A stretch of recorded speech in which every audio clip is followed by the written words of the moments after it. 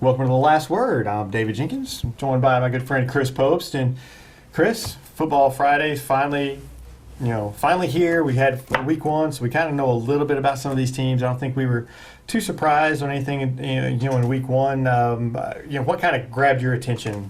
I call week one a little taste, just a little taste of what to come. Because honestly, there's just you don't see a lot of great matchups other than if you're Cape Central, go to overtime and lose to Vashon, who had 14 players. Nice Cape to step up.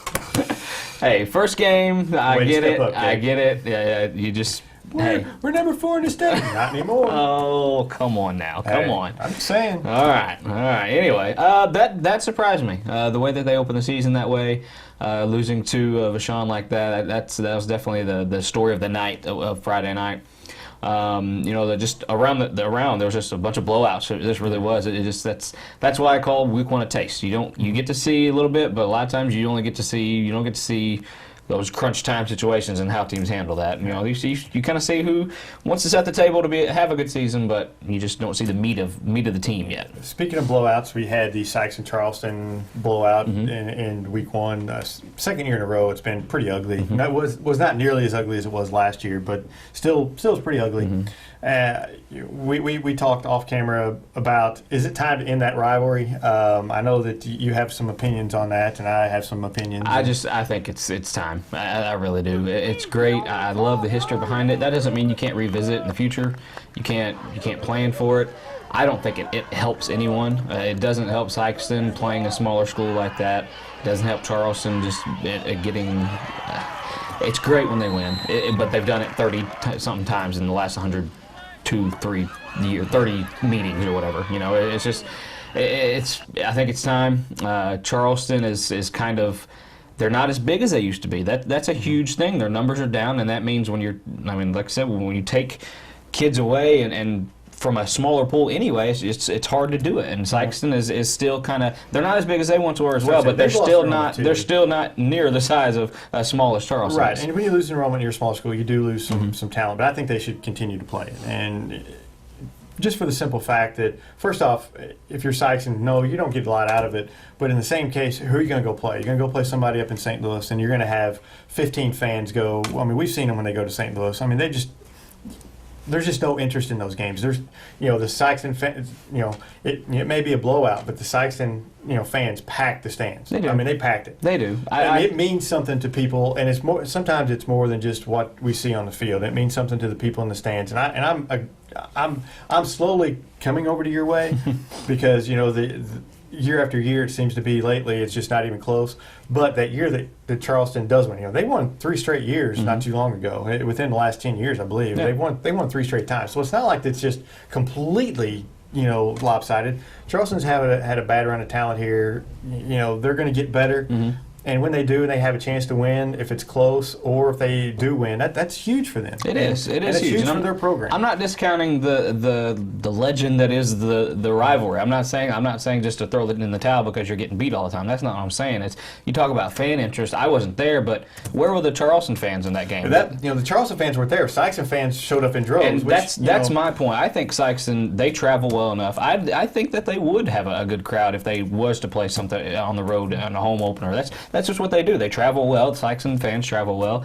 I think it's easy for them to travel to Charleston. It's just right across. It's 15 minutes away. The interest isn't there anymore. I don't think from both sides. It's dwindling, especially on the Charleston side, because frankly they've really had no hope of winning that game for the past few years. I agree. And I hate to be that way, but it's just it doesn't to me it doesn't help either program. It doesn't help Sikeston to win as big, and it certainly doesn't bode well for Charleston to start the season losing 50 points. It doesn't work. Well, it doesn't work. It doesn't. But what about next year? Maybe Charleston's a little bit better. They have some younger talent.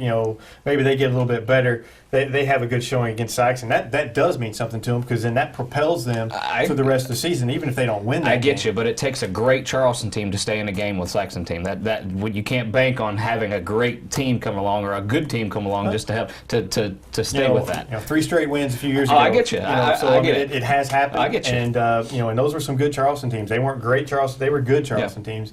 And even back before, these games haven't been just terrible blowouts. Yeah. Even up till just the last few years. They were closer games, so, and Charleston does get up for them. So, you know, it's a good argument to have. I mean, it's an argument I think that needs to be had by both sides, and then you know the prevailing I guess argument wins. You know, I think it's good leading up to the game and being there for the first 15 minutes. Like, hey, we're a part of history. 132 meetings or whatever. This is great. And then after, like, yay! All right, No, it's good to talk about. It's good for that. I would love to have closer games. You know, a couple of years ago it was a pretty close game. Yeah, So I'm not saying, like I said, would love to have closer games, but I just think you don't scrap it just yet because there's been a couple of bad Charleston teams. If it continues for a few more years, I think it's got to go. There's points to each side that I see, but that's how I feel about Well, it. let's we agree to disagree. Let's move on. Let's move on though to week 2, and we got a lot of games going on, and I think the biggest game that everybody's kind of looking at is that Caruthersville Malden game. Whoa. Yeah. Watch I didn't out. throw any punches. Did you see how quick cat-like speed, baby? telling you, Did you see that? Yeah. You didn't think I packed that, did you? I see you wearing your Caruthersville red today. It's That means absolutely nothing. Nothing at all. Nothing at all. I think Malden wins this game again. They've shown. I wasn't surprised. I wouldn't say I was shocked by what they did to New Madrid, but I was a little. I was like, oh, okay. They still got a little bit. They still got some firepower. You know, they still got some offense. The transfer of Kylis Thompson.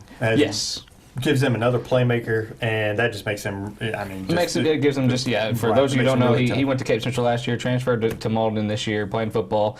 When you take a Class 4 athlete to compete in that class and then put him down in Class 2, they're going to flourish as well. Oh, yeah. But still got Nick Thompson, still got Chapin Riley, who by the numbers had a great game. I know early, like last year, we kind of. We're high on him, and then kind of question like, okay, I mean, when he's not really relied to be passed with that quarterback. Right. What kind of quarterback is he? But I think he improved over the summer, Right. just based on the numbers. He's got a good offensive line with Kylis Thompson. He's got another weapon, and he can hit when he gets time, he can hit the weapons. It's just when he gets pressured, I think that when he's not with anybody, right, and that's any quarterback out there. So I think I'm with you. I think Malden wins this game, but I think it's closer than what people think. I think Caruthersville had a tough first week against. They always do against Liberty. I think that game is now off the table anymore. I think this is the end. We're scrapping that rivalry too. I think we're ending that contract right now. That's one that even when Caruthersville was good, they got just hammered. And Caruthersville was having to play without a quarterback and a running back, and so they were behind the 8 ball to start. Those guys are back, and after what happened against last year against Malden when they were had a little fracas after fracas, it seemed like they're going to be fired up for it. I think that, and they've been looking to this game all summer long. Malden has too. It's going to be a big game. I think it's going to be closer than what people think, but I still think Malden is better than Caruthersville at this point. I agree. I'm taking Malden in this one, and I'm like you. I like to think that Caruthersville, they kind of have this. They'd mark this one on their schedule as soon as that 61-16 was the 61. Yes, so what last year? Something bad. Yeah. It was just brutal all the way around. No pun intended. But I like the fact that they probably do have this game marked on their schedule and ready to go. But like I said, I think Malden. I think they didn't lose much as far as firepower goes, and they're just kind of rolling off from last season. Yeah. So another game I'm kind of looking at this week is Cape Central and St. Charles West. We talked a little bit about them earlier. Cape Central, how they rebound. They did. They had high expectations this year. They're coming off of a state runner-up, and they have they're 4th ranked in state, and then they'd lay an egg right off the bat. Yeah. And then St. Charles West, they're not a great team, but they're a good team. They got shut out in the first game, but they played a very good team. So I mean, it's kind of how is Cape Central and St. Charles West, both of them going to respond? Well, in the second half, if I'm quoting correctly, they got to Al Young more. They need to. I know I don't want to sound like you're beating a dead horse or anything, but give him the ball. Get him the ball. I mean, he's your horse. Ride him this season because he's going to take you places and he's going to win you some games. Once they started doing that, they found some offense. All of a sudden, and I'm not saying they were just trying to hide him or trying to not to get him or didn't try to get him the ball, but just. I think you definitely try to focus on him. Now he did go down late in the game with concussion-like symptoms. From what I'm reading, he is going to be back. He is going to be playing against St. Charles West. So glad that wasn't anything major for him. But I think you have to focus more on Al Young and getting him the ball and letting him be the playmaker that he is. Right. And I agree 100%. He's got to touch the ball I don't care, put him at quarterback so he touches the ball every single time. Yeah. You know, make sure he gets the ball. You know, St. Charles West, they lost some players from last year. They're kind of rebuilding a little bit too. But you know, for Cape Central, you know, they actually struggled with Vashon last year. You know, they beat them by 10 points. And Vashon was fired up. You know, even though they had 14 players, they were fired up and ready to go. And kind of wanted to take it to Cape Central. I think that maybe, you know, kind of caught Cape Central off guard early. I think Cape Central maybe kind of thought they were going to walk through it. Those bigger schools, they are not scared to come on the road and play teams like that. It's not like that. They don't have that mentality. They're going to come and play their game. They are not. And sometimes it's good when you're a team like Cape Central, you have the tough loss to go on a road trip. You know, they've got probably an hour and a half, you know, drive to St. Charles. You know, a little bit longer road trip than what you normally see. You get up there and you know, kind of have some camaraderie, get you know, unite a little bit, and I think Cape Central rebounds. I think they'll rebound and beat St. Charles. I'm with you there as far as that goes. Just hey, give Al Young the ball. That's all I'm saying. Give Al Young the ball. You know, one of the other than that, the matchups. You know, Stink.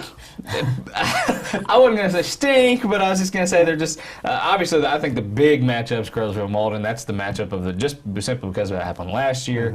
You know, you just got a few matches. I'll tell you what, pick 'em time. Let's do it. All right. You're taking Cape Central, right? I'm taking Cape Central, and we're both taking Malden. So. Yep. All right. Chaffee at Portersville. And Portersville, they're another team, another Class 2 team that kind of showed some firepower. Chaffee won their shout out to Chaffee, got their first win last week against Grandview. Freshman quarterback Tinkoff doing nice things over there. Yep. The future looks good for them. This week doesn't look good for them. I'm wearing my Portersville blue.